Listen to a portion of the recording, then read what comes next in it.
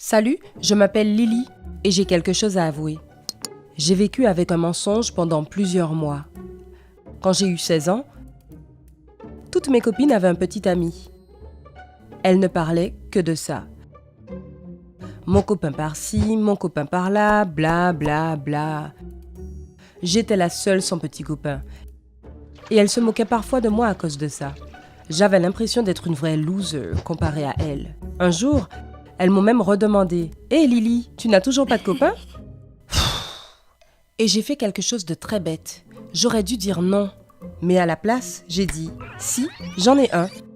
Et il est génial. » C'était une énorme erreur, car elles ont tout de suite commencé à poser des questions. « Il s'appelle comment? Il ressemble à quoi? Il est mignon ?»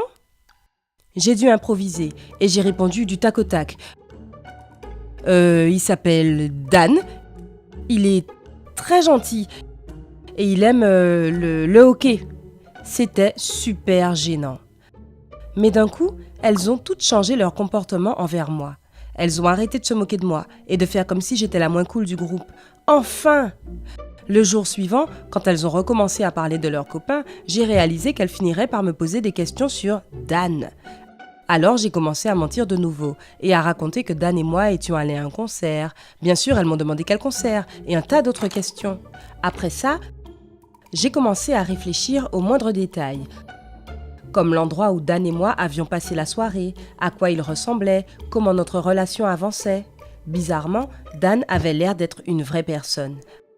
Bientôt, juste parler de Dan ne suffisait plus.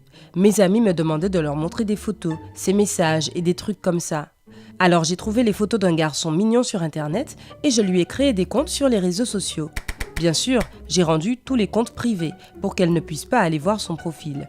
Je passais beaucoup de temps à m'écrire des messages de la part de Dan pour le rendre réel. Au bout d'un moment, les filles sont même devenues un peu jalouses, car Dan était bien mieux que leur copain. Elles disaient des trucs comme « J'aimerais bien que mon copain soit un peu plus comme Dan ». Bien sûr, car il n'y avait pas de Dan. Ensuite, elles ont commencé à me poser une question vraiment dure. « Pourquoi est-ce que tu n'as aucune photo de Dan et toi ?» Tu devines ce que j'ai dû faire. Si tu as pensé à des photos photoshopées de Dan et moi, tu as raison. J'ai passé des heures à essayer de comprendre comment fonctionnait Photoshop pour faire des photos acceptables de Dan et moi. Quand mes amis ont proposé de sortir quelque part, j'ai dû refuser car j'étais avec Dan, alors qu'en fait, j'essayais de faire ces fausses photos stupides. Au bout d'un moment, même les photos ne suffisaient plus. Mes amies commençaient à douter. Elles demandaient pourquoi elles n'avaient jamais vu Dan. J'ai dû mentir à nouveau en disant qu'il vivait très loin, donc que c'était compliqué pour nous de se voir. Mais elles ont compris que quelque chose n'allait pas, car je leur disais souvent qu'on se voyait tous les jours. Il fallait que ça s'arrête. Je ne pouvais pas dire la vérité.